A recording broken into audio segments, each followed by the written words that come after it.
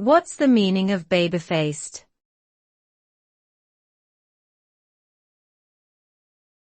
Baby-faced.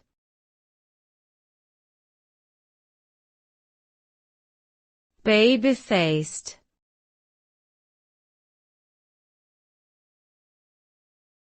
Baby-faced.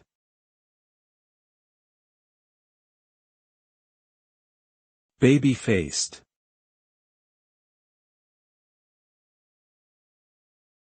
Baby-faced is an adjective used to describe someone who has a very young-looking face, typically with smooth skin, chubby cheeks, and large eyes. This term is often used to describe someone who appears much younger than their actual age. It can also be used to describe a person who looks innocent or naive. The term baby-faced is often used in a positive sense, as it implies a youthful and attractive appearance. However, it can also be used in a negative sense, suggesting immaturity or lack of experience.